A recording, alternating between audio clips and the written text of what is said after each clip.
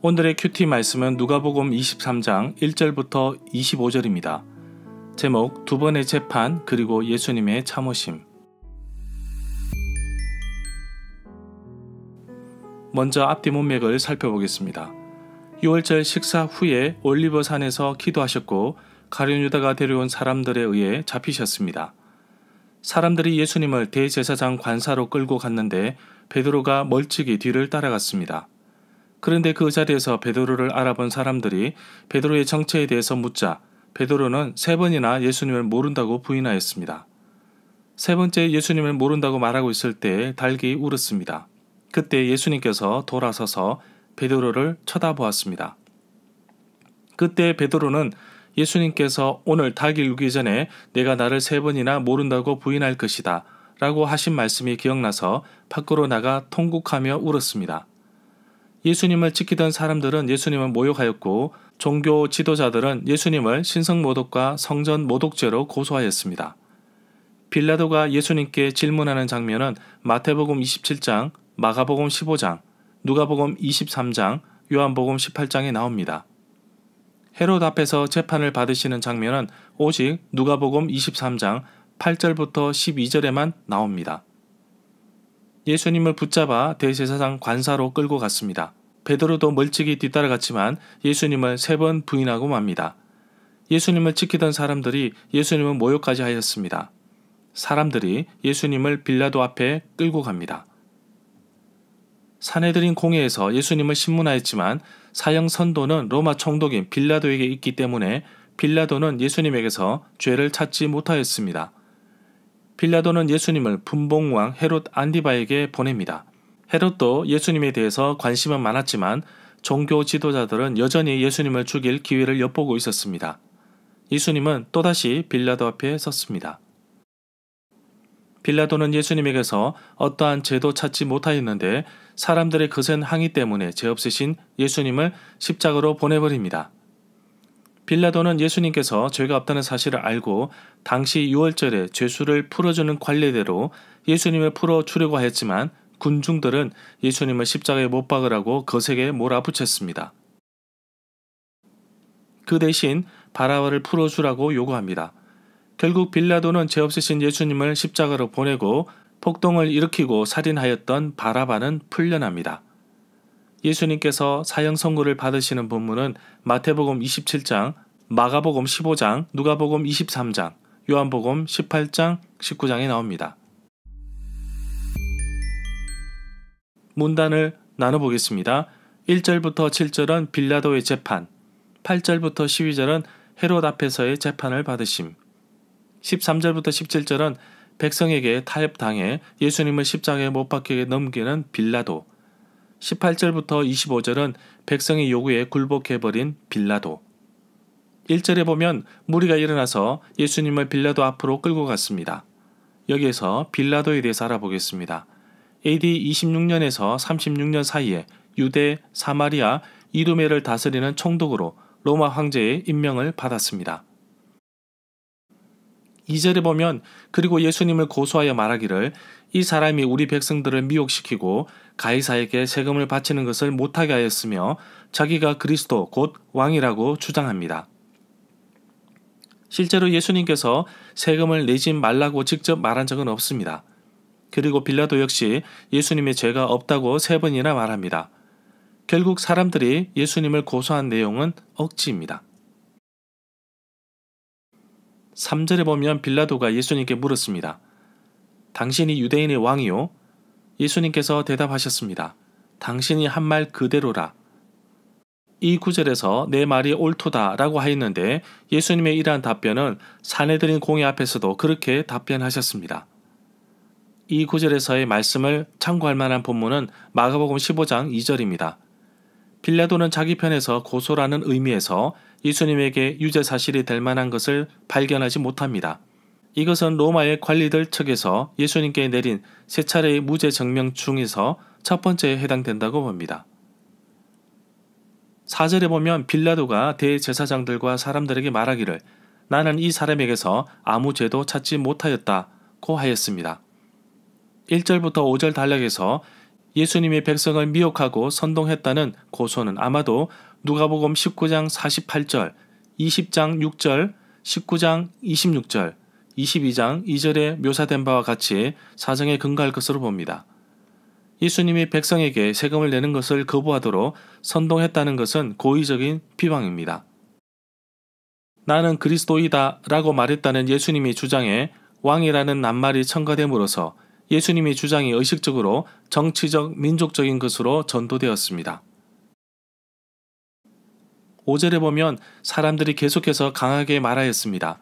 이 사람은 온 유대를 가르쳤고 갈릴리에서부터 시작해서 이곳까지 와서 백성을 소동하고 있습니다. 여기에서 빌라도가 예수님께 묻는 장면이 나오는데 예수님에 대한 고발은 거짓이었습니다. 예수님은 세금을 내지 말라고 말한 적도 없고 자신이 왕이라고 주장한 적도 없습니다. 3번에 걸쳐 빌라도는 예수님이 아무 죄도 없다고 선언합니다. 그러나 고발은 계속되었습니다.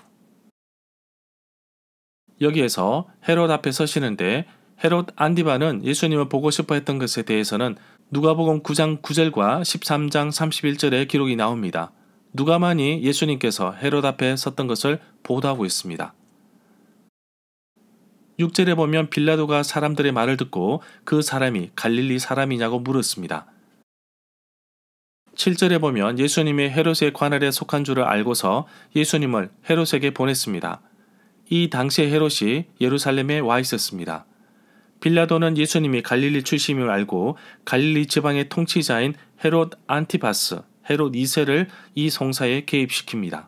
헤롯 안티바스는 세례 요한을 처형한 사람이고 그의 아버지는 헤롯 1세였는데 예수님 탄생 때에 다스렸던 왕입니다. 8절에 보면 헤롯이 예수님을 보고 매우 기뻐하였습니다. 그런 이유는 오래전부터 예수님의 소문을 들었기 때문이고 또 보고 싶었으나 그동안 오랫동안 보지 못하였기 때문입니다. 그리고 예수님께서 기적을 행하지 않을까 보고 싶었기 때문입니다. 이미 누가복음 9장 9절에서 헤롯이 세례 요한을 처형하고 나서 예수님의 활동 보고 소식을 듣자 예수님을 보고자 했습니다. 또한 누가복음 13장 31절에서도 헤롯이 예수님을 죽이려고 한다는 바리새인의 이야기도 있습니다. 9절에 보면 헤롯이 예수님께 여러 가지 말로 물었지만 예수님께서는 아무 말도 대답하지 않으셨습니다. 요일별로 계산한다면 오늘은 금요일 아침쯤 될 것입니다. 목요일 저녁에 만찬을 하시고 늦은 밤까지 기도하셨습니다. 체포되셔서 밤새 끌려다니시다가 새벽이 밝아 지금 재판 중에 있습니다. 10절에 보면 대제사장들과 서기관, 율법학자들이 옆에 서서 강력하게 예수님을 고소했습니다. 11절에 보면 헤롯은 군인들과 함께 예수님을 업신여겼습니다. 희롱하고 빛난 옷을 입혀서 빌라도에게 다시 보냈습니다. 이 구절에 빛난 옷은 흰옷을 가리킵니다.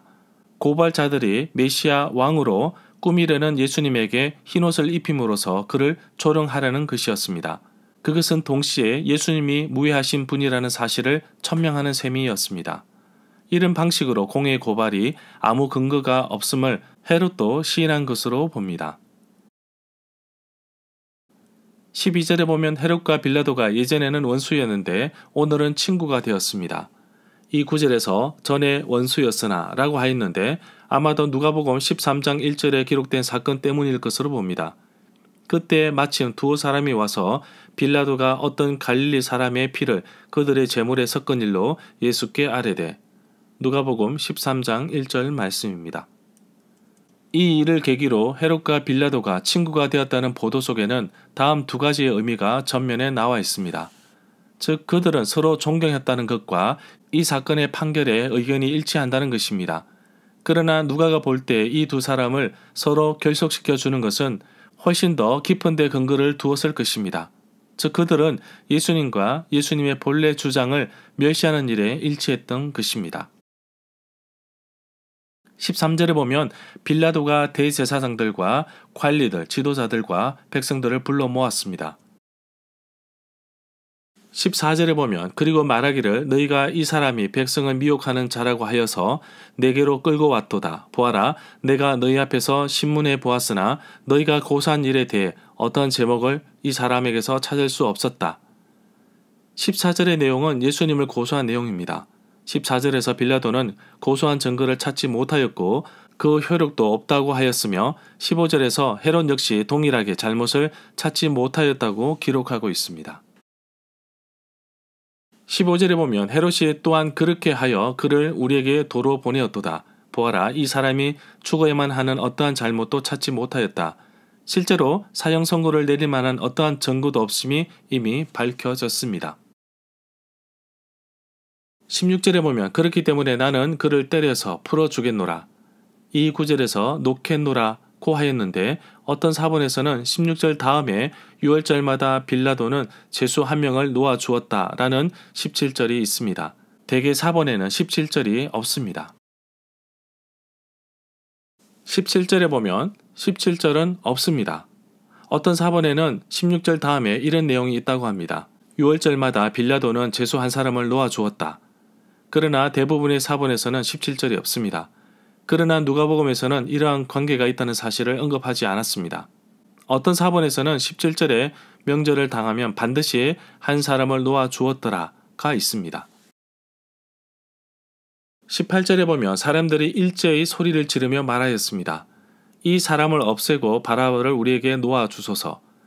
사형 집행을 기다리는 바라바를 풀어주고 그 대신 예수를 십자가에 죽이라는 것인데 누가는 사도행전 3장 13절부터 15절에서도 언급하고 있습니다. 너희가 거룩하고 의로운 일을 거부하고 도리어 살인한 사람을 놓아주기를 구하여 생명의 주를 죽였도다. 19절에 보면 바라바는 성에서 밀란, 폭동과 살인죄를 지어 감옥에 갇힌 사람입니다.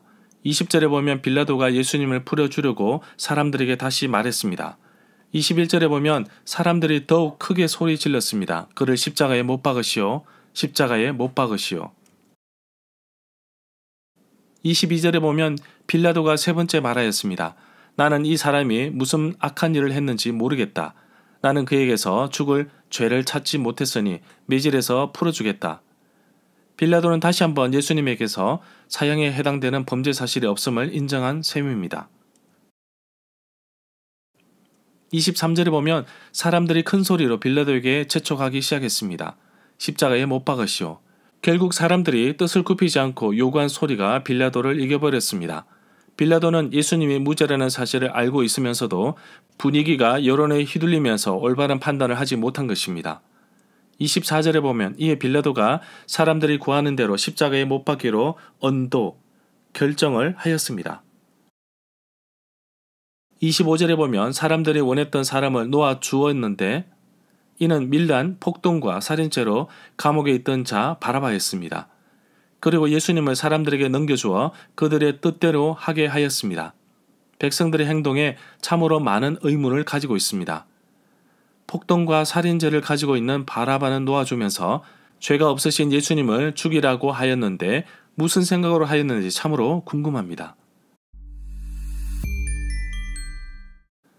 절마다 상세한 설명과 구절 해석, 핵심 내용과 중심 줄거리는 네이버 블로그에 올려져 있습니다.